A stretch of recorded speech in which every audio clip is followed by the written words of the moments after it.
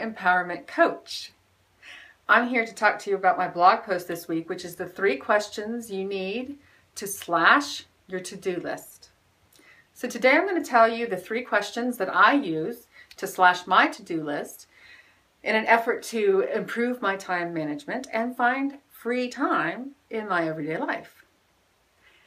So the first question that you have to ask yourself when you're looking at your list of items to do is, does this item have to be done? And I mean it. Does it really, genuinely have to be done? And I say this because we operate under a lot of assumptions and we operate under a lot of shoulds. So you might be doing something because you should do it, right?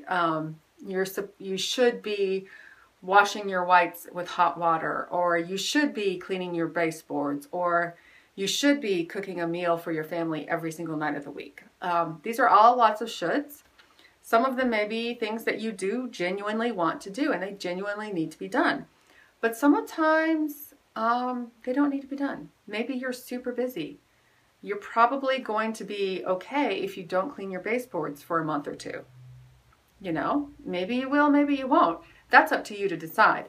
The other thing to think about is, are you operating under an assumption, right? So are you doing something because you assume the person you're doing it for wants it done that way? And, you know, you'd be surprised how often we assume things need to get done a certain way.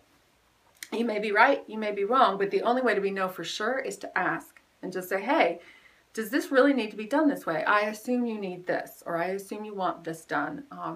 You know, is that really what you want? So that's a great question to ask. Am I doing this because it should be done? Am I doing this because I think it should be, I have an assumption that it needs to be done this way? And really just, when it comes down to the end of the day, does this have to get done? Question number 2, does it have to be done by me? Okay, so let's say we've moved, one of the items on my to-do list right now is to hire a chimney sweep. Does that have to get done? Yes, it does. It's house maintenance. Does it have to be done by me? No, it really doesn't. I'm not the only person who lives in this house. There is another adult in this house, my husband. He can do that. So that's the next question. Can it be done by someone else? Does it have to be done by me? Now I know, ladies, I am a control freak, okay? I get it. I'm kind of a recovering control freak, but I very much like to have things done my way. So I understand.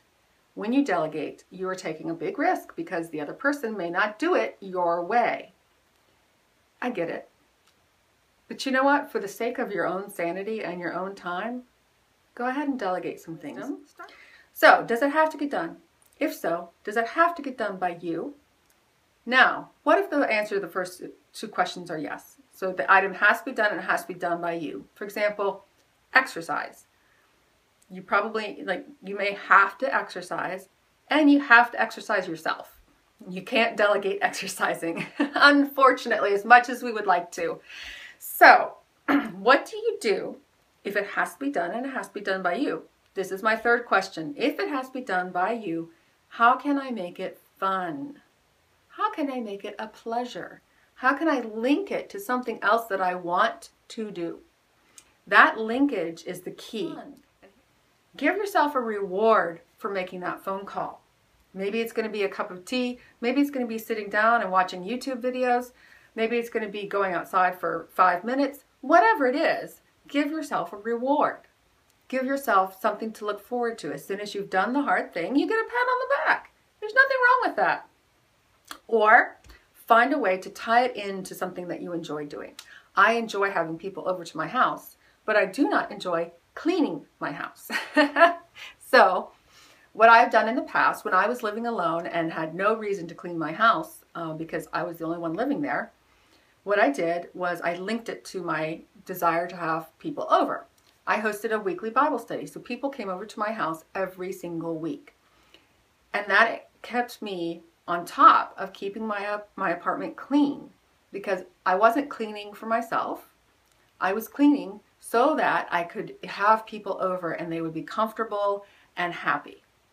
So when I was cleaning, my mindset wasn't, oh, I gotta clean it. my mindset was, I'm cleaning this for people to come and enjoy. And that was great because it really helped me get it done. And that's the beautiful thing. So those are my 3 questions.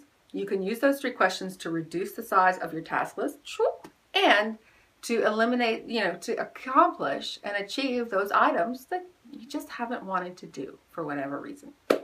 I'm Elaine Bayless, your empowerment coach. That's my blog post for the week, the 3 questions you need to reduce your task list.